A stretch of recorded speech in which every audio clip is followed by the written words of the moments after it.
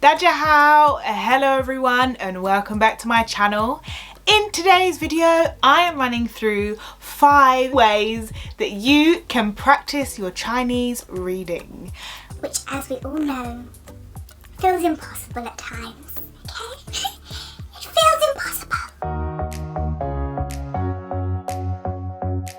Number 1 is my trusted, loved, favoured, couldn't do without app called Do Chinese. It is on the Google Play Store and I believe also on the Apple Store, but you know, your girl's not an Apple user, so don't hold me to that. But this is basically an app which filters stories by reading abilities. You've got beginner, elementaries, intermediate, advanced, I believe also upper intermediate before you get to advanced, and it also highlights which HSK the different characters are from. I use this all the time, but your girl's cheap.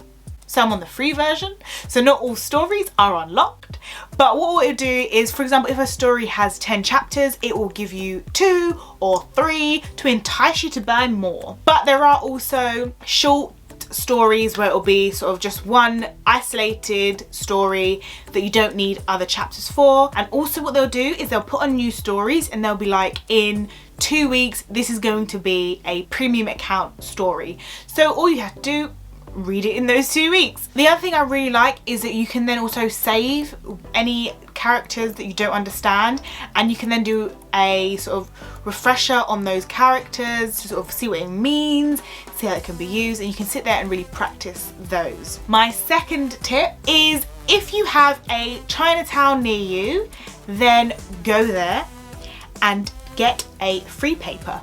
I do not have any with me because obviously coronavirus. We can't go out.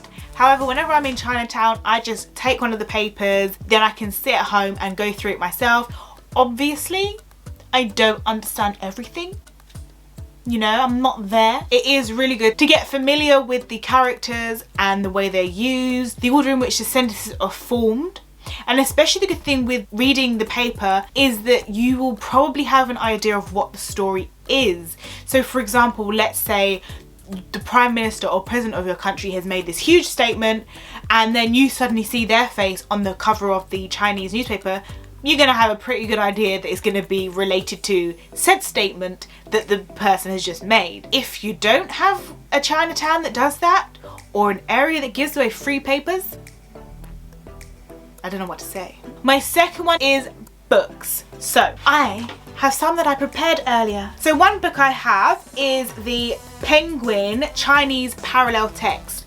Now what this has, very cute. What this has inside is, you'll see, I just opened up a random page, but you'll see that on one side, this side is the Chinese version and this side is the English version. That way you can sort of read through the story and then see what it means. And it's a great way to sort of see how the Chinese is used in relation to the sentence structure, so you're learning the grammar points, you're learning new characters. This particular book is made up of short stories, so it's a lot of short stories within here, which is great. I like bite size. I'm a bite size person. I like bite size. I can't be doing all of this in one go. The other books that I have, these are level 1. These are 300 word level, so this is a graded Chinese book series. If I show you, I've got 3 of them. This is the first one. This is the second one. Oh, there we go. And then the final one that I have is this one. And if I show you the inside, it's quite good. It's all in characters. There is no English. Can I zoom? There we go. No English. It's all in characters. And it's like a self-contained story, so from start to finish. And then what's really nice is at the end there are some questions at the end to answer based on the story, so it tests your understanding, and there's questions for each chapter to really test what you've understood. I bought these in Chinatown in a Chinese bookshop. I would really recommend trying to get your hands on some books like these because these are really designed for beginners. Like I said, these are level 1 books, 300 word knowledge level. Only English is if there's a new word and it will put the translation of what that means, but other than that, all in Chinese, so it's really good. Once you finish the level 1s, you can then go to level 2, level 3 and so on. My fourth recommendation is the HSK apps on the Google Play Store. I'll of course link it down below. These are really great because again, they've got reading practices. They have stories that you can read based on the different HSK levels.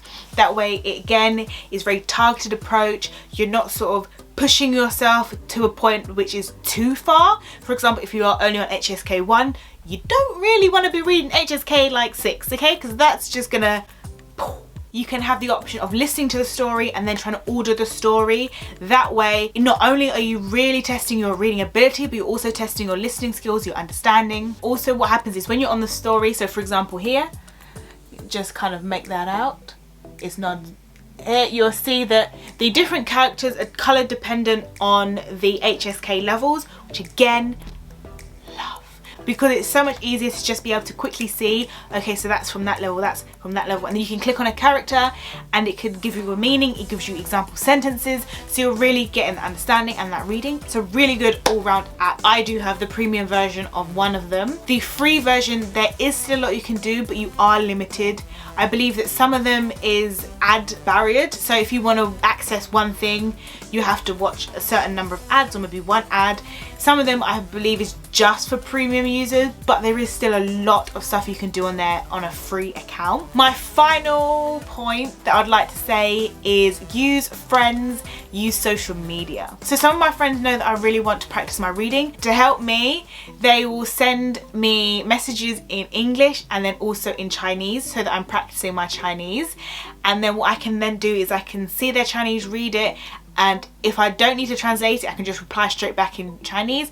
Or if there's something I don't really understand, then I can quickly go onto Google or go onto Pleco, my app, and see what that word meant and see what part of it I didn't understand. Another great way is to go onto social media, for example Instagram and Facebook, join groups. I follow a few Chinese actors and celebrities on Instagram. The captions will be in Chinese. What I then do is I'll read the captions and I'll try to understand as much as I can before hitting that translate button, because if you rely too heavily on the translate button, well, me in particular, my brain will just go to sleep and it'll be like, we don't have to work, darling. We do not work. What is that?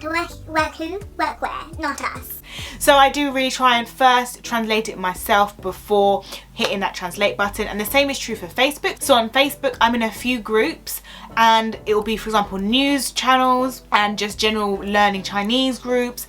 And then again, I'm getting posts on my Facebook feed of various things in Chinese. And so I'm trying to read that and translate it in my head without relying too heavily on the translate button. So these are just some things that I do to practice my Chinese reading. They are very easy to do. Let me know down below what you do to practice your Chinese reading. Always open for new ideas and tips and tricks. Let me know what your favorite resource is. If there's anything I mentioned on here that you hadn't heard of before, drop it all down below. Please do hit that subscribe button, the like, the share, help us grow this family. We are a language learning and supportive group here. As always, have a blessed day, and until next time, 再见. Goodbye everyone.